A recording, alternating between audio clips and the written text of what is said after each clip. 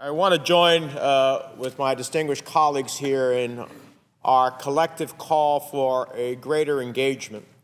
And I start off, as I always do in my years in Congress between the House and the Senate, with two questions. What is in the national interests of the United States? What is in the national security interests of the United States? And from the answers to those two questions is, in essence, how I determine my views, my advocacy, my votes, and the policies I want to pursue.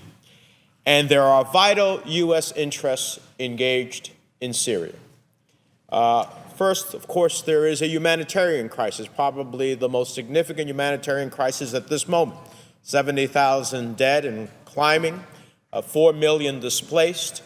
And that is, of course, an urgent call. But beyond that, we have large chemical weapons stockpiles that potentially can fall into the wrong hands.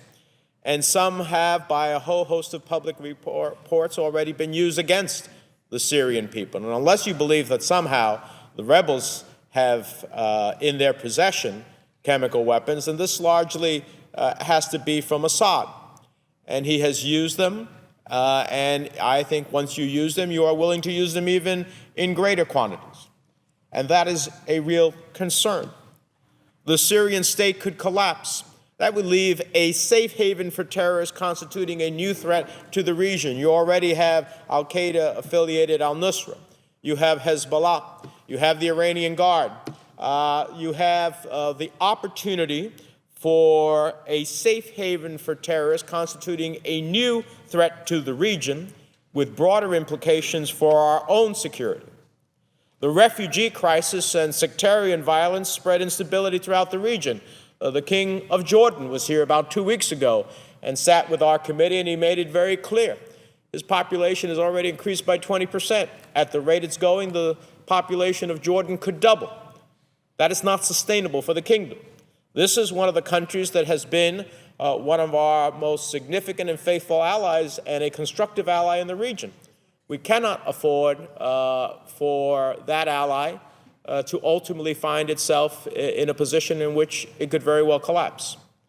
So we look at all of that, and finally, there could be no more strategic setback to Iran, which is our collective. This body has spoken collectively and in a bipartisan, united fashion to stop its march towards nuclear weapons, than to have the Assad regime collapse. That would be a tremendous setback to Iran and would cause a disruption in the terror pipeline between Iran and Hezbollah in Lebanon. So these are just some of the vital national security interests of the United States in changing the tide. Now, under the present set of circumstances, Assad believes that he is winning.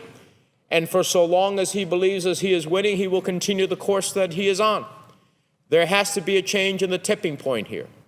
And after 2 years, I believe that there are those in the opposition, rebels that we can and have thoroughly vetted, that we can assist in trying to change that tipping point. If you have a monopoly on air power and an artillery, then the reality is you won't see a change on the ground. And so the legislation that I have introduced and am working with colleagues on begins to move us in a different direction. It is to seek to arm thoroughly vetted elements of the Syrian opposition so that we can change the tipping point. It is to, of course, continue to provide humanitarian assistance and at the same time work for the assistance of a transition fund to help those rebels that are already controlling parts of the civilian population, to help them administrate there and prepare for the future. But the key point here is that unless we change the dynamics on the ground, we will not have a change in the regime. And for so long as the regime can continue to bomb indiscriminately its citizens, and if the reports, as we have seen it from various countries, including our own, suggest that Assad has used chemical weapons against his own citizens, that is only an invitation to allow him to continue to do it unless we act.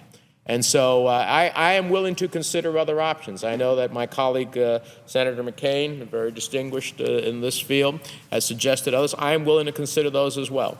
But I think that finally we strengthen the hand of the administration and Secretary Kerry. We all want to see a politically, diplomatically achieved solution. But in the absence of changing the calculus not only of Assad, but of his supporters that have propped him up to believe that he will fall, unless they believe he will fall, I'm not sure that we've changed the calculus for the political opportunity to take place and the diplomacy to be effective. I think that these efforts strengthen the hands of the administration, creates a parallel track that if diplomacy fails, we will have an opportunity to pursue our vital national interests and security interests, end the humanitarian tragedy, and create the type of stability we want to see in the region. So I appreciate my colleague bringing us together on the floor and look forward to continuing to work with him as well. And with that, Mr. President, I yield the floor.